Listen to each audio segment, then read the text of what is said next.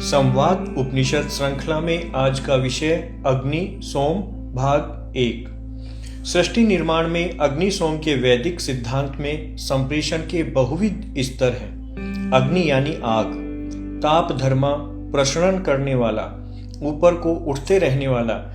एक अर्थ है पकाने वाला और पचाने वाला, खंडन करने वाला। यह उस अग्नि का स्वरूप है जो हमारी समझ के साथ जुड़ा हुआ स्थूल पार्थिव भूताग्नि है।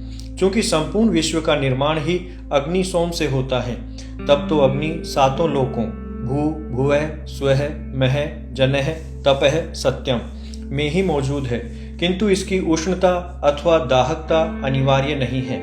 आप जैसे जैसे ऊपर की ओर यात्रा करते हैं, तापमान घटता जाता है, जमाव बिंदु से भी नीचे चला जाता है। जहां भी अग्नि का स्वरूप तो रहता ही है।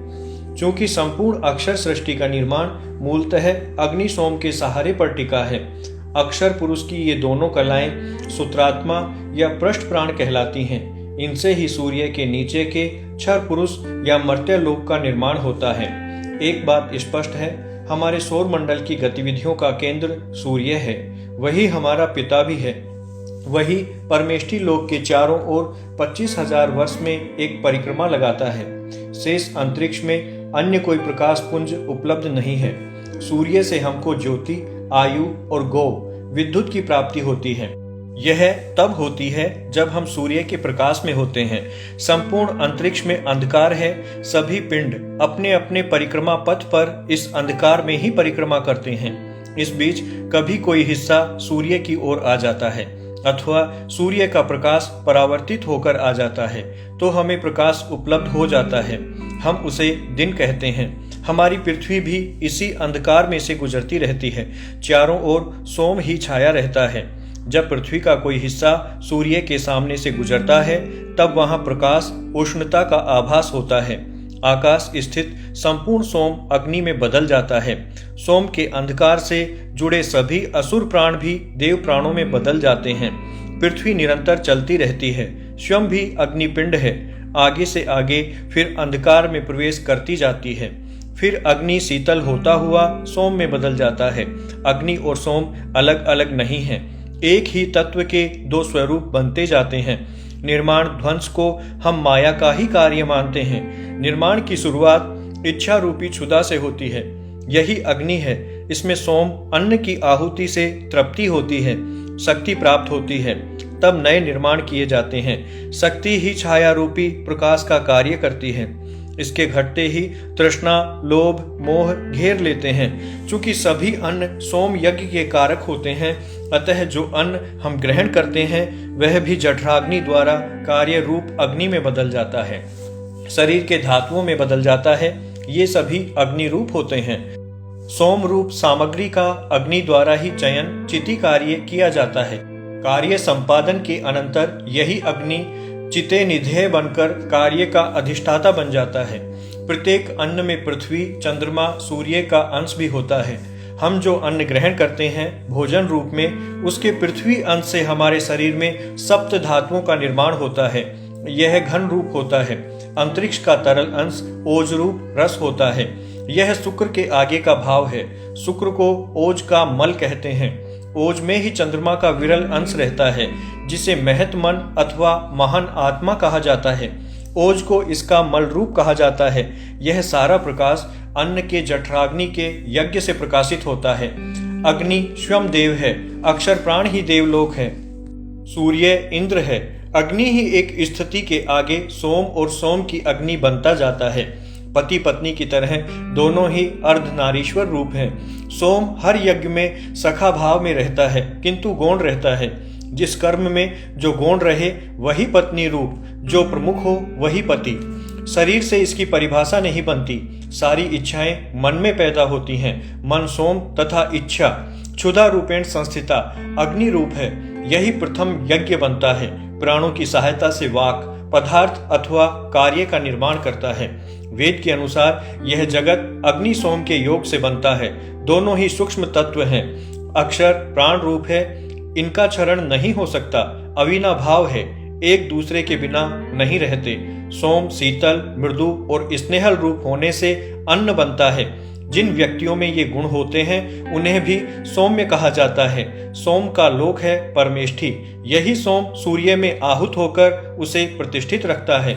हमको परमेष्ठी सोम चंद्रमा से भी प्राप्त होता है। वह हमारा पितृलोक भी कहा जाता है। सोम सदा उत्तर से दक्षिण की ओर बहता है, अग्नि दक्षिण से उत्तर की ओर। इन दोनों के मिश्रण से संवत्सर बनता है, ऋतुएं बनती हैं, हमारे शरीर बनते हैं। हमारा हृदय अक्षर पुरुष की प्रथम 3 कलाओं ब्रह्मा, विष्णु, इंद्र से बनता है। ब्रह्मा आत्मा की प्रतिष्ठा बनता है, विष्णु बाहर से अन्न लाता है, इंद्र विसर्जन करता है। अग्नि रूप है।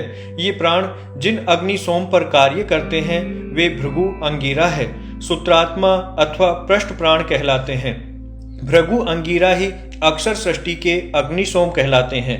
यह अग्निसोम क्षर पुरुष की कला रूप 5 प्रकार का होकर आगे सृष्टि का निर्माण करते हैं। सूर्य से ऊपर के अग्निसोम अमृत रूप कहलाते हैं। यम और आप मृत्यु के पर्याय हैं।